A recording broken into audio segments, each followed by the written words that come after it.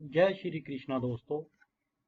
हम भगवत गीता के ज्ञान को समझने के लिए एक कहानी का सहारा लेंगे।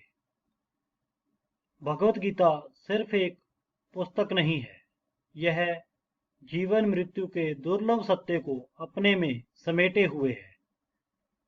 कृष्ण ने एक सच्चे मित्र और गुरु की तरह अर्जुन का न सिर्फ मार्गदर्शन किया, बल्कि गीता का महान उपदेश भी दिया।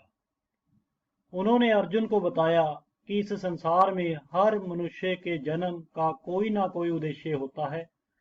मृत्यु पर शोक करना व्यर्थ है। यह तो एक अटल सत्य है जिसे टाला नहीं जा सकता। जो जन्म लेगा उसकी मृत्यु भी निश्चित है। भगवत गीता के इसी संदेश को समझने के लिए आइए एक कहानी सुनते हैं। एक बार एक कौवे की गरुड़ से दोस्ती हो गई। दोनों काफी समय साथ गुजारते थे। उनमें मित्रता इतनी गहरी हो गई थी कि आपस में कभी कोई बात नहीं छिपाते थे। एक दिन दोनों एक नदी के किनारे पेड़ पर बैठे बातें कर रहे थे। तभी एक यमदूत उधर से गुजरा। वो कौवे को देखकर मुस्कुराया। गरुड़ और कौवे ने उस यमदूत को अनदेखा किया और अपनी बातों में लग गए। लेकिन अगले दिन फिर वही हुआ।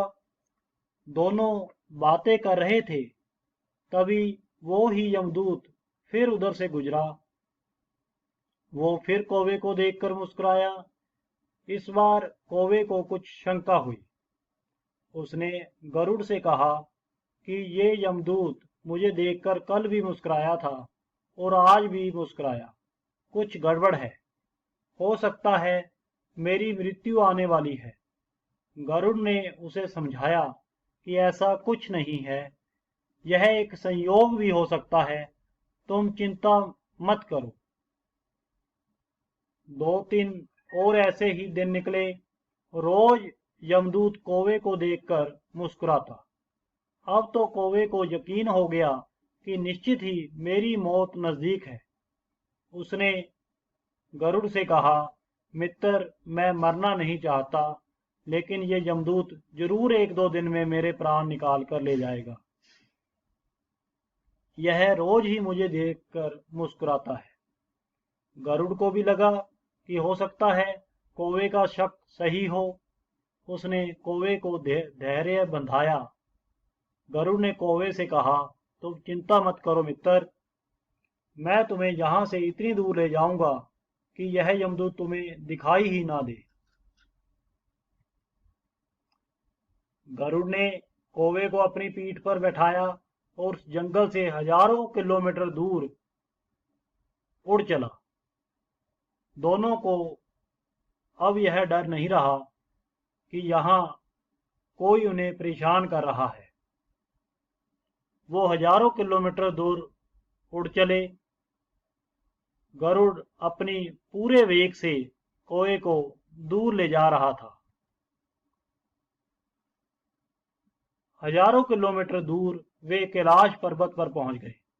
लेकिन वे जैसे ही कैलाश पर्वत पर पहुंचकर एक गुफा में भीतर गए, वहां वो यमदूत पहले से ही मौजूद था। उसने कौवे को देखते ही उस पर पाश फेंक कर उसके प्राण निकाल लिए। गरुड़ देखता रह गया। उसने यमदूत से पूछा, तुमने इसे क्यों मारा? यमदूत ने कहा, इसकी मौत इसी समय लिखी थी, इसलिए इसके प्राण निकाल लिए गए। गरुड़ ने फिर पूछा, तो तुम फिर इसे देखकर जंगल में मुस्कुराते क्यों थे? इसे मारना ही था तो वहीं मार देते। यमदूत ने जवाब दिया, इसकी मौत कैलाश पर्वत पर ही लिखी थी, लेकिन 4-5 दिन पहले इसे उस जंगल में देखकर मुझे यह आश्चर्य हो रहा था कि यह इतने कम समय में यहाँ कैसे पहुंचेगा। मुझे लगा कि भगवान ने इसकी मौत लिखते समय कुछ गलती कर दी है, क्योंकि इसके पंख भी छोटे हैं और ये लंबी उड़ान भी नहीं भर सकता, तो हजारों किलोमीटर दूर कैलाश तक कैसे पहुंचेगा। यही सोचकर मैं रोज मुस्कुराता था और वहां से गुजरता था। लेकिन भाग्य देखो, तुम इसके परम मित्र हो और तुम ही इसे लेकर इतने कम समय में इतनी दूर आ गए हो। तो हमें इस कहानी के माध्यम से गीता का उपदेश समझ में आता है कि जीवन और मृत्यु भाग्य की ही बात है। इससे कहीं भी छिपा या बचा नहीं जा सकता। जब तक जिंदगी है तब तक कोई आपको मार नहीं सकता, लेकिन अगर मृत्यु निकट है तो कोई कोशिश आपको उससे बचा नहीं सकती। भगवत गीता के अध्याय 2 में मृत्यु के बारे में भगवान कृष्ण ने पूरी व्याख्या की है।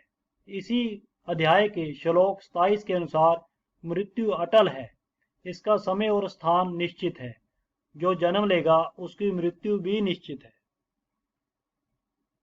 हमें उम्मीद है कि आपको ये कहानी अच्छी लगी होगी। अगर आपको इस चैनल की कहानियाँ अच्छी लग रही हैं तो चैनल को सब्सक्राइब करके बेल आइकन जरूर दबा दें।